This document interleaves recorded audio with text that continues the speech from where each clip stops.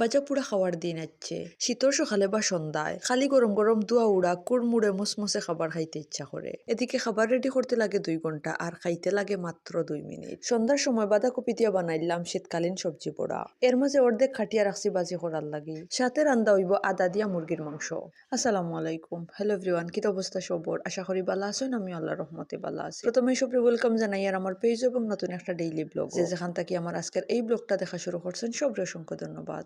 আর আমার পেজও নতুন হইয়া থাকলে অবশ্যই সাবরিনাস লাইফস্টাইল পেজও একটা ফলো দিয়ে রাখবা নতুন নতুন ব্লগ দেখার লাগে। শীতকাল ভালো লাগার একটা কারণ হইলো বিভিন্ন কালারফুল শাকসবজির লাগে। বাজার থেকে বেশ কয়েক জাত সবজি কিনে আনা হয়েছে। এর মাঝে শীতকালীন কমন একটা সবজি হইলো বাঁধাকপি। বাঁধাকপি বাজির চেয়ে বড়া খাইতে আমার বেশি মজা লাগে। আমি উফরের কয়টা ফাতা বালা করে দইয়া খাটি লাইছি। উফরের ফাতা এগুন এমনিতেই একটু শক্ত থাকে, যেহেতু বড়া বানাইতাম ভাবলাম যে ওগুইন ইউজ করি। আমি বাঁধাকপির লোকে কয়টা আলু গুছাইয়া দিলাইছি। আমি বাঁধাকপির লোকে সবসময় আলু দিয়েও বড়া বানাই। এখন অন্যান্য উপকরণ মিক্স করি লাইমু। এক এক করে সপ্তাহ রেডি করতে বহুত সময় লাগে যায়, বাট খাইতে একবারেও সময় লাগে। আমি প্রথমেও দিলাইয়ার খাটিয়া রাখা পেঁয়াজ এবং রসুন সাথে কাঁচামরিচ। এরপর দিলাইলাম প্রয়োজন মতো লবণ, একটু হলুদের গুঁড়া, মশলা পর্যন্ত শেষ। এখন জাস্ট ময়দা দেওয়ার পালা। এখন আন্দাজ মতো ময়দা দিলাইলাম। আমি ময়দা সব সময় একটু বেশিও দেই যাতে বড়া বানাইতে সুবিধা হয়। এখন সবকিছু একলগে মাখাইতে মাখাইতে মাখাইতে মিক্স করে লাইলাম। যত সময় পর্যন্ত আটালো একটা ভাব হইছে না, অত সময় আমি মাখাইতে থাকি।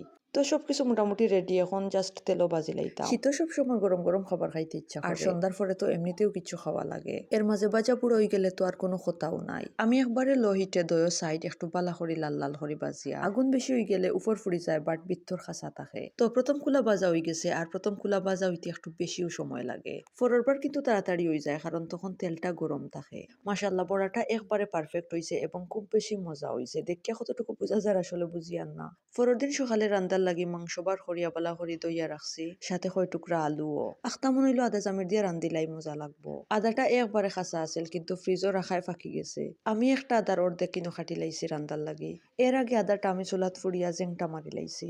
বাঁধাকপির বাকি অর্ধেক খাটিয়া রাখছি বাজি করার লাগি। গরম ভাতের লগে যে কোনো বাজি খুবই মজা লাগে। ইনো মশলাও রেডি করে রাখি দিছি। ইনো আছে কাটা পেঁয়াজ এবং আদা রসুন পেঁয়াজ একখানো ফিসা। রান্দার কত স্টাইল আছে, বিরাজ করলে ইচ্ছা মতো বিরাজ করা যায়, আবার একবারে শর্টকাটেও করা যায়। আমি প্রথমে কাটা পেঁয়াজটা দিলাইছি, একটু বাদামিও আইলে পেঁয়াজ রসুন আদার পেস্ট ছাড়ি দিলাম। এখন সব কাটা পেঁয়াজ এবং বাটা পেঁয়াজ বালা করি লাল লাল করে বাজা লাগবো। আমি বাঁচতে বাঁচতে মনেও নিয়মর চেয়ে একটু বেশিও বাজি লাইছি। বেশি বাজা হয়ে গেছে দেখি একটু পানিও দিলাইছি।